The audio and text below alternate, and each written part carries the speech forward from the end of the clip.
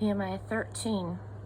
Also, on that same day there was a reading from the book of Moses in the hearing of the people. It was found written there that no Ammonite or Moabite was permitted to enter the congregation of God because they hadn't welcomed the people of Israel with food and drink. They even hired Balaam to work against them by cursing them, but our God turned the curse into a blessing. When they heard the reading of the revelation, they excluded all foreigners from Israel. Sometime before this, Eliashib the priest had been put in charge of the storerooms of the temple of God. He was close to Tobiah and had made available to him a large storeroom that had been used to store the grain offerings, the incense, the worship vessels, and the tithes of grain, wine, and oil for the Levites, singers, and security guards, and the offerings for the priests. When this was going on, I wasn't there in Jerusalem in the 32nd year of Artaxerxes, king of Babylon. I had traveled back to the king, but later I had asked for his permission to leave again. I arrived in Jerusalem and learned of the wrong that Eliashib had done in turning over to him a room in the courts of the temple of God. I was angry, really angry, and threw everything in the room out into the streets, all of Tobiah's stuff. Then I ordered that they ceremoniously cleanse the room. Only then did I put back the worship vessels of the temple of God, along with the grain offerings and the incense. And then I learned that the Levites hadn't been given their regular food allotments. So the Levites and the singers who led the services of worship had all left and gone back to their farms. I called the officials on the carpet. Why has the temple of God been abandoned? I got everyone back again and put them back on their jobs so that all of Judah was again bringing in the tithe of grain, wine, and oil to the storerooms. I put Shelemiah the priest, Zadok the scribe, and a Levite named Pedaiah in charge of the storerooms. I made Hanan, son of Zakur, the son of Mattaniah, their right-hand man.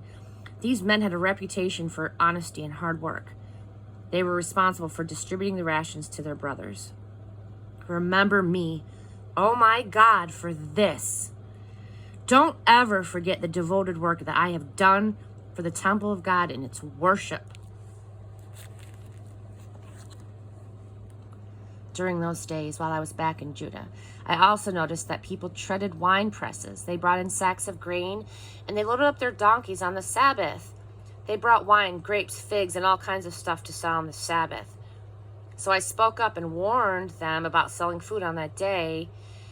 Tyrians living there brought in fish and whatever else, selling it to Judeans. In Jerusalem, mind you, on the Sabbath. I confronted the leaders of Judah. What is going on here? This evil, profaning the Sabbath. Isn't this exactly what your ancestors did? And because of it, didn't God bring down on us and this city all of this misery? And here you are, adding to it, accumulating more wrath on Jerusalem by profaning the Sabbath. As the gates of Jerusalem were darkened by the shadows of the approaching Sabbath, I ordered the doors shut and not be opened until the Sabbath was over. I placed some of my servants at the gates to make sure that nothing to be sold would get in on the Sabbath day.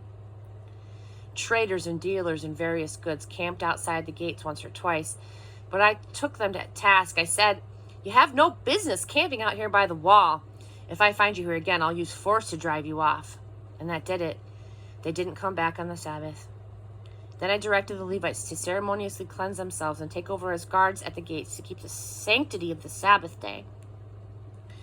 Remember me also for this, my God. Treat me with mercy according to your great and steadfast love. Also in those days, I saw Jews who had married women from Ashdod, Ammon, and Moab. Half the children couldn't even speak the language of Judah. All they knew was the language of Ashdod or some other tongue. So I took those men to task, gave them a piece of my mind. I even slapped some of them and jerked them by their hair. I made them swear on God, don't marry your daughters to their sons, and do not let their daughters marry your sons. And don't you yourselves marry them. Didn't Solomon, the king of Israel, sin because of women just like these? Even though there was no king quite like him and God loved him, and made him king over all of Israel, foreign women were his downfall. Do you call this obedience?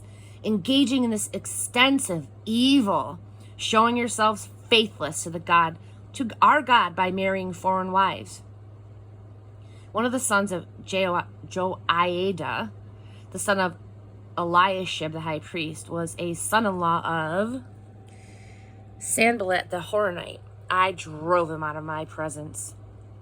Remember them, O my God, how they defiled the priesthood and the covenant of the priests and the Levites. All in all, I cleansed them from everything foreign. I organized the orders of service for the priests and Levites so that each man knew his job. I arranged for a regular supply of altar wood